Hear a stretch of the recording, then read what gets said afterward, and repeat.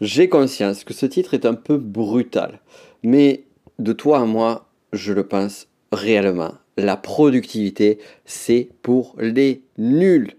Et je ne parle pas de la collection pour les nuls, qui est une excellente collection de livres. Non, je parle vraiment que la productivité, c'est vraiment la voie la pire pour nous amener à des performances, à des réalisations de soi.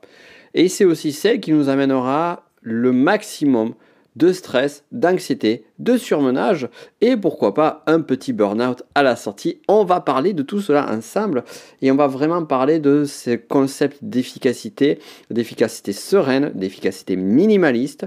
Mais avant cela, bien évidemment, je te souhaite la bienvenue sur cet épisode de podcast. Je suis Nico Pen. Et au travers de celui-ci, on va parler d'un sujet qui me tient tout particulièrement à cœur, qui est un sujet que je travaille depuis longtemps. J'ai commencé à étudier l'efficacité personnelle en 2005. Ouais, 2005, c'est dire, ça commence à faire. Ça fait presque 20 ans en fait, quand on y réfléchit. Waouh, j'avais pas pensé aussi loin. Et donc là, on va vraiment parler sur des fondamentaux qui sont nécessaires de voir ou de revoir si tu les connais un peu, parce que je suis sûr que tu trouveras de nouvelles idées. Mais avant cela, avant de parler sur la productivité, justement, pour aller à l'encontre de cela, j'ai réalisé un nouveau programme qui s'appelle Efficacité minimaliste. Si tu ne l'as pas encore vu, regarde le lien dans la description de cet épisode de podcast. Tu auras toutes les informations ainsi que une cadeau spécial pour la semaine du lancement. Je t'invite à regarder tout ça de suite après, le mettre sur une autre fenêtre. En attendant, on attaque le sujet du jour, donc la productivité. Pourquoi la productivité, c'est pour les nuls? Alors la productivité, qu'est-ce que c'est avant toute chose? La productivité, c'est véritablement un concept, même si le mot est plus ancien, c'est un concept qui nous amène à l'ère industrielle. Le mot productivité, quant à lui, vient de l'étymologie d'un latin qui est productivus, qui signifie qui produit, ou relatif à la production.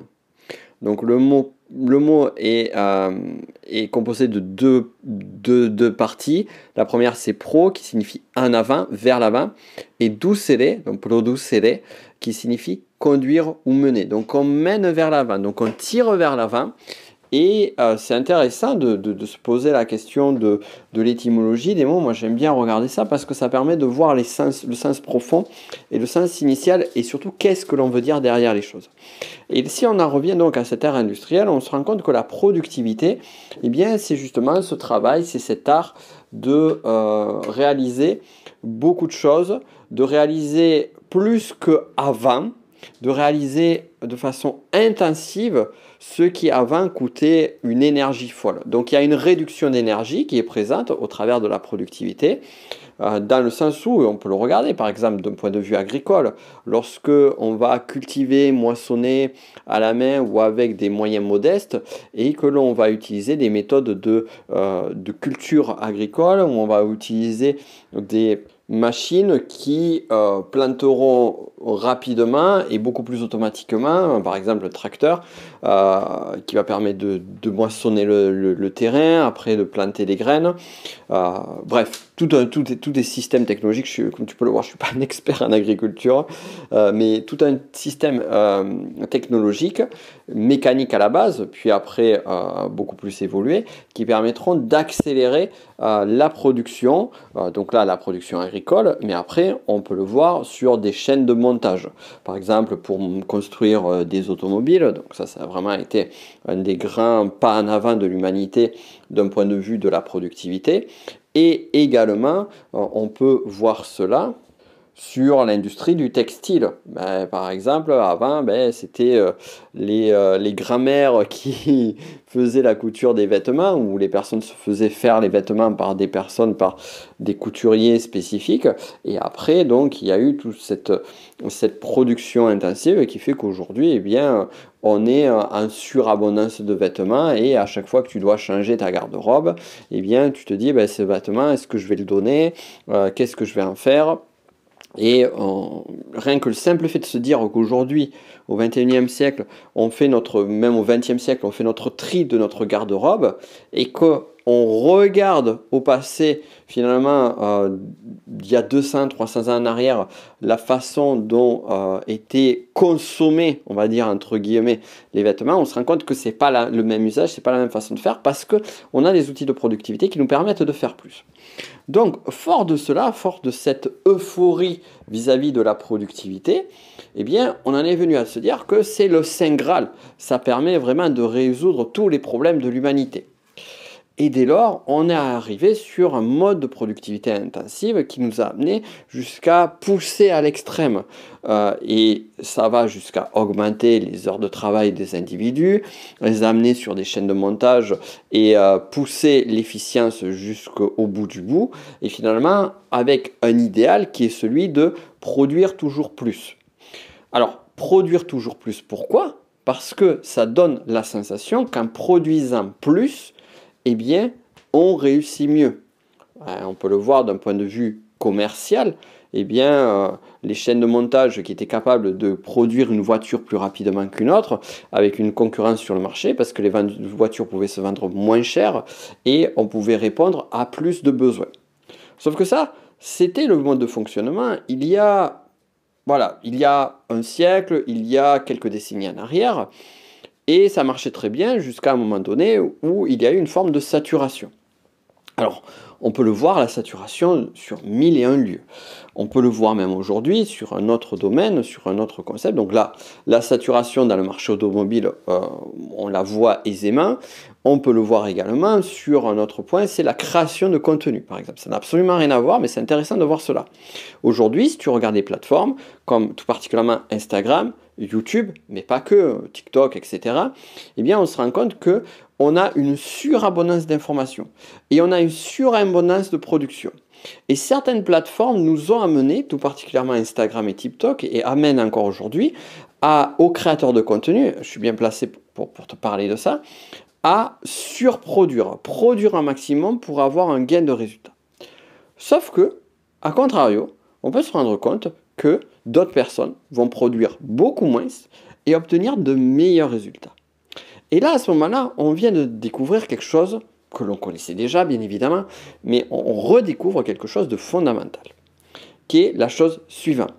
Il n'est pas nécessaire de produire plus pour obtenir de meilleurs résultats. Je te prends notre exemple sur l'industrie automobile. Eh bien, comme je te disais, avec les chaînes de montage et de production, plus une compagnie automobile va produire rapidement et à faible coût, mieux ça va marcher. Et là, on peut se rendre compte que les Chinois ont une avance très forte depuis, on va dire, quelques décennies par rapport aux autres, parce qu'ils ont cette capacité que les autres n'ont pas. Sauf que, il existe un contre-cas, c'est celui de Rolls-Royce. Rolls-Royce, pour fabriquer une voiture, une seule et unique voiture, il est nécessaire de fournir un travail de plus de 6 mois. Et là, on en vient à un autre univers, qui est l'univers du luxe. On peut retrouver cela dans le monde de l'horlogerie, dans le monde de la couture, etc. Et on se rend compte donc si on prend le domaine des sociétés qui ont pour objectif finalement de générer un maximum de bénéfices, que finalement produire plus n'est pas forcément la meilleure stratégie possible et qu'il y a d'autres stratégies qui sont en place qui sont plus efficientes. Et là on en vient au sujet clé en termes d'efficacité pour nous en tant qu'individus, qui est l'efficacité en tant que telle, la différence entre la productivité et l'efficacité. Et ça, c'est un point fondamental. C'est-à-dire que ce n'est pas en faisant plus que tu feras mieux. Pense au cas Rolls-Royce. Comportons-nous comme, c'est plus glorifiant quand même de se voir, c'est-à-dire nous, on est plus dans notre mode de fonctionnement au quotidien des Rolls-Royce que des petites Twingo, avec tout le respect que j'ai pour les Twingo, bien évidemment. À savoir, entre parenthèses, que j'ai une culture proche du néant aussi en termes de modèles et de marques de voitures. C'est juste ces sujets-là. Par contre, le cas Rolls-Royce, je m'y suis intéressé parce que je trouve que c'est super intéressant de voir justement un mode de fonctionnement qui est différent des autres. Voilà, ça c'est petite parenthèse mise à part. Dans tous les cas, ce concept, on le retrouve encore une fois dans de multiples domaines et on se rend compte que si tu observes différents points, c'est pas forcément ceux qui produisent le plus qui sont le plus efficaces.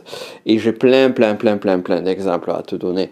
Dans ce cas-là, on a parlé de la création de contenu, on a parlé des marques de luxe, on pourrait parler des compositeurs par exemple. C'est pas forcément ceux qui composent le plus de musique et de mélodies qui seront ceux qui seront les plus valorisés. Tu sais, moi je me rappelle, il y avait la musique du film Fight Club. Je ne sais pas si tu as vu ce film. J'adorais, quand j'étais jeune, j'adorais la musique de ce film. Et donc le groupe qui faisait cette musique, qui était les producteurs, s'appelait les Dust Brothers. Et en fait, pour moi, ça fait partie, c'est vraiment dans la partie musique électronique, c'est vraiment un chef-d'œuvre musical, sauf que finalement, les Dust Brothers, je n'arrive pas bien à prononcer, ils ne sont connus que pour ça. Et il y a d'autres créateurs, d'autres musiciens qui vont faire un type de musique du même, on va dire, très proche, qui feront 10, 20, 100 fois plus de morceaux que ce groupe-là, et avec finalement un rendu final musical en termes d'écoute, en termes de qualité, et même en termes de succès, qui sera beaucoup plus bas. Donc ça, on peut trouver des millions d'exemples dans ce style-là.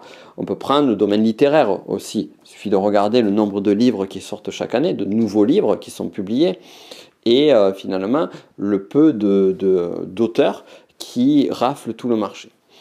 Et donc il y a différents facteurs à ce type de réussite-là. Je ne vais pas dire que c'est juste ça, parce que ça serait vraiment simplifier les choses de façon pas fallacieuse, mais je dirais de façon simpliste. Mais la clé, en tout cas, elle est déjà de changer de perspective vers ce que tu fais.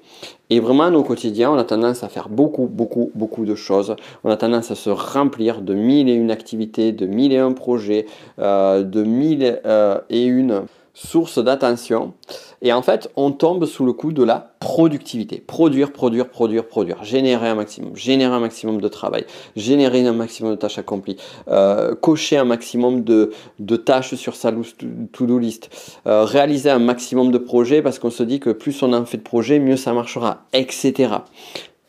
Écoute-moi bien, ça ne marche pas. Si ça marchait, ce type de fonctionnement, eh bien, tu en verrais les résultats aujourd'hui, clairement. Et si je te dis ça, c'est parce que j'ai vraiment pensé ce sujet-là et expérimenté ce mode de fonctionnement productif, parce que moi j'ai cette tendance naturelle à être vraiment dans la productivité et à ne pas m'écouter, à être capable de produire beaucoup. Ça, c'est une qualité en tant que telle, mais c'est aussi une forme de talon d'Achille, parce qu'après, cette productivité-là peut faire oublier cette forme d'efficacité. Donc la clé, c'est vraiment ça. C'est pas chercher à faire plus, mais chercher à faire mieux. Chercher à faire moins, mais sur le moins, mettre plus de qualité et aussi identifier ce moins. Parce que c'est pas facile. C'est pas facile. Lorsque tu as 5 projets, lequel de ces 5 projets est plus efficient que les 4 autres? Lequel va faire que si tu abandonne totalement les 4 autres projets, eh bien tu iras beaucoup plus loin avec cet unique projet. Ça, c'est super dur. C'est super dur à identifier.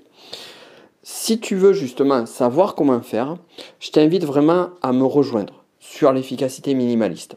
Tu as le lien qui est en description. Là, on va en parler plus en détail.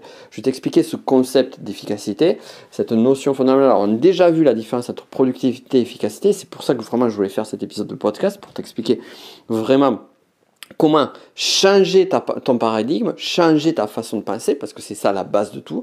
Si déjà tu as une perception différente de l'efficacité et de la productivité, en d'autres termes que tu t'orientes plus vers être efficace et non pas être productif, déjà tu as fait la moitié du chemin. Ensuite, il reste l'autre moitié du chemin qui est le tri, le ménage et la clarté. Ça, on va y travailler ensemble. On va le bosser ensemble au travers donc d'un programme sur 5 jours qui s'appelle Efficacité minimaliste. Je t'ai mis en description le lien pour y accéder. Tu as une vidéo de présentation. Je vais t'expliquer tout cela en détail. Je te laisse regarder. Si tu as aimé cet épisode, encore une fois, eh bien, mets-moi une valorisation positive, un like, un 5 étoiles si tu es sur une des plateformes de podcast. Petite parenthèse, je ne le dis pas suffisamment, mais ce que tu es en train d'écouter ici est accessible aussi bien sur YouTube, comment ça s'appelle? YouTube Music, Spotify, Apple Podcast, sur Amazon aussi, la plateforme podcast, bref, sur la grande majorité des plateformes de podcast. Donc vraiment, pour continuer à me suivre, pour continuer à l'écouter, le mieux que ce que je te recommande, c'est de t'abonner ou de suivre ce podcast sur la plateforme de ton choix, la plateforme qui est la plus adéquate, qui est la plus accessible pour moi. Moi, j'aime bien Spotify, Apple Podcast, personnellement, beaucoup plus que YouTube. Mais après, c'est vraiment au choix de chacun. En tout cas, je fais en sorte que ça soit accessible dans tous les endroits sur lesquels tu es. Ceci étant dit, je te laisse là-dessus et on se retrouve de l'autre côté pour l'efficacité minimaliste. Et n'oublie pas, le plus important, on oublie la productivité, on la met aux toilettes ou à la poubelle, au choix. Et on se focalise sur l'efficacité. Et l'efficacité, on le fait trôner en haut de notre bureau, de notre bibliothèque, comme un saint Graal à atteindre et que tu vas atteindre.